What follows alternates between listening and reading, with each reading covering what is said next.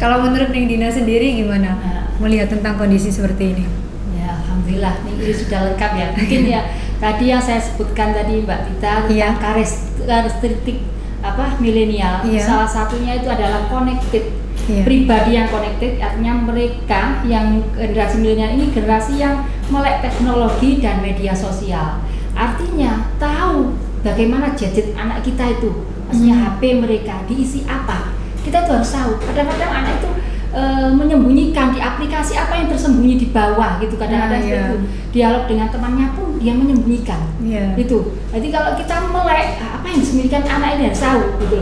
Terus dikasih warning juga. Ini nggak boleh gitu loh ya. Kita itu namanya orang tua harus tahu gerak-gerik anaknya. Bukan karena mama ini apa istilahnya kalau dia itu ngatur-ngatur, udah gede sudah sok tahu, pingin tahu tuh apa namanya? Oh ya kepo. Kepo. Terus di samping itu kalau nggak ngerti tuh kudet kayak gitu ya. Kudet ya, kurang update ternyata.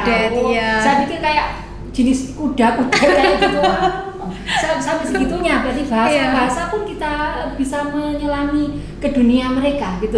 Maksudnya apa yang dikatakan mereka supaya dia itu nggak merasa minder dengan teman-temannya, mamaku kok kayak gini, seperti itu. Nah mungkin pengalaman pribadi saya ya sering karena mungkin saya ini hobi mar'atu kalmir'ah tadi itu. Memang saya mengupayakan seperti itu. Persis dengan itu ucapan Rasulullah itu mar'atu kalmir'ah. Artinya hadis ya, mungkin juga makalah yang mengambil insight dari hadis bahwa perempuan itu seperti kaca atau cermin, jadi suka selfie gitu. Nah, anak saya itu juga gitu. Mama itu bisanya cuma selfie. Nah itu juga kita dengan anak itu memang anak itu adalah nasihat yang paling, masya Allah, yang paling istilah hidup dalam hati kita. Kalau mau update untuk anakku itu bagaimana? Dia menilai saya itu bagaimana? Itu mungkin kalau suami itu agak biasa ya, tapi kalau anak itu ya, kalau yang ngomong itu anak rasanya berbes mili gitu. Kalau dia bilang gitu nanti dia nggak pede dengan teman-temannya. Anak saya itu kebetulan mondok ya, bukan kebetulan ditempatkan Allah. Saya bisa menyerahkan dalam pondok ini ya, musim pandemi kayak gini. Barangkali mungkin yang ibu-ibu di sana ya, ibu-ibu muda milenial itu mungkin separuh hati yang meletakkan anaknya itu.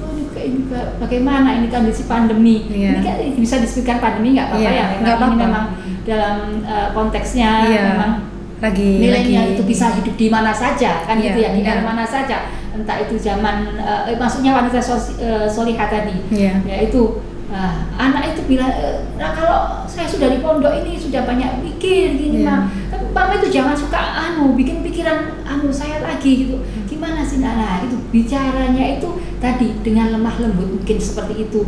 Jadi connectingnya mungkin cerita-cerita sesuatu yang dia jam dulu mungkin zamanan kan sejarah itu akan mengulang dirinya. At-tarikh ya'idu binafsi. Jadi sejarah itu mengulang dirinya.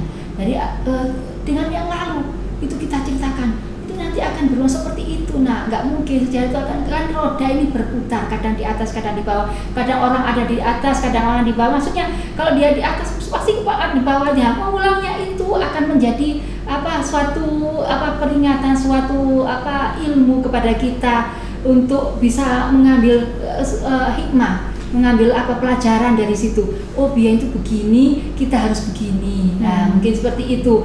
Jadi kalau ada anak yang suka, anak saya itu juga mungkin ya banyak anak-anak di luar sana juga yang suka menyembunyikan sesuatu, dalam artian dia tidak bisa mengungkapkan sesuatu tapi dengan sikap bahasa tubuhnya itu kita harus bisa membaca gitu loh. Jadi kan semua memang ayat-ayat Allah ya, dengan bahasa tubuhnya anak itu kadang jadi anakku ini kenapa sih? Ya sudah, kalau memang harus diam dulu. Kalau harus dirangkul dulu seperti itu. Mungkin saya minta doa sama pemirsa ANTV, kita semua mudah-mudahan bisa membaca pikiran anak kita. Ya, anak-anak milenial itu bisa membaca, ya Allah bagaimana nikmatnya kita bisa hidup masuk ke dalam dunianya anak-anak. Seperti kita itu masa remaja lagi gitu loh. Waduh, ikut-ikut selfie kayak gitu lah anak kalau perempuan. Ini kita yang laki-laki itu yang di pondok. Kalau yang perempuan enggak.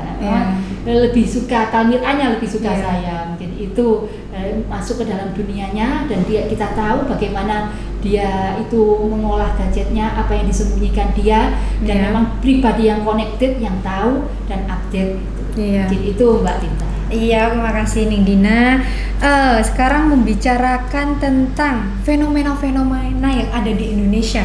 Sekarang tuh banyak sekali pasangan-pasangan muda yang memutuskan untuk memilih child free. Jadi memilih untuk tidak memiliki anak dalam hubungan pernikahan gitu. Jadi menurut Ning Nailil sama Ning Dina itu seperti apa? Mungkin dari Ning Nailil dulu. Child free ya, Iya, yang child lagi, free. yang lagi viral gitu ya, Iya, kalau lagi sekarang viral. ini ya, yang lagi viral gitu. Nah, sebenarnya kalau memutuskan ini untuk tidak mempunyai anak ini ya, Iya. tidak ada atau tidak dalam kondisi darurat gitu ya. Jadi child free ini sebenarnya boleh kalau dalam kondisi darurat. Arti darurat ini misalnya kalau dia punya anak nanti akan berbahaya Untuk kesehatannya bagi kesehatannya gitu. dan lain sebagainya. Iya. Ini boleh.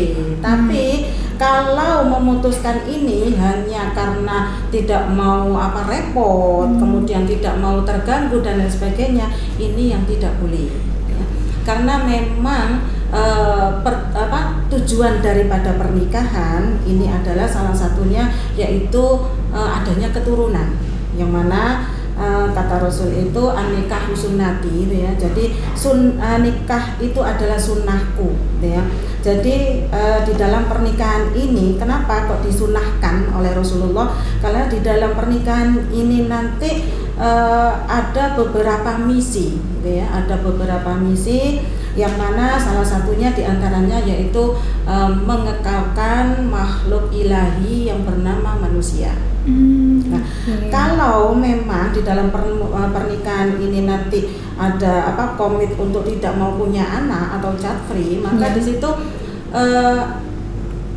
istilahnya akan terjadi ketimpangan karena memang tujuan daripada pernikahan itu mengekalkan keturunan. Gitu. Jadi kalau memang ini ada sesuatu hal yang diharuskan, maka ini diperbolehkan. Tapi hanya kalau hanya untuk tidak mau repot dan sebagainya. Lah, padahal ini ya seorang perempuan ini Allah menjadikan seorang perempuan ini seorang perempuan yang benar-benar istimewa. Ya, benar-benar istimewa manakala sang perempuan ini termasuk perempuan yang solihah. Arti solihah di sini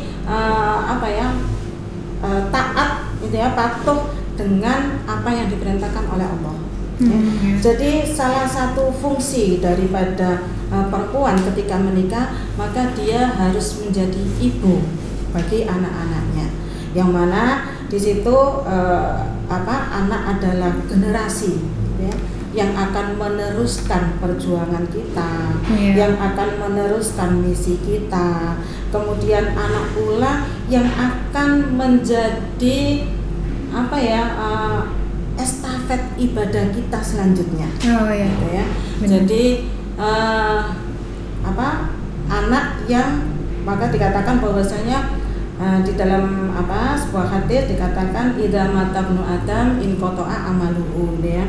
Jadi manakala manusia anak cucu Adam ini meninggal, maka terputuslah semua amalnya ya, kecuali 3 perkara.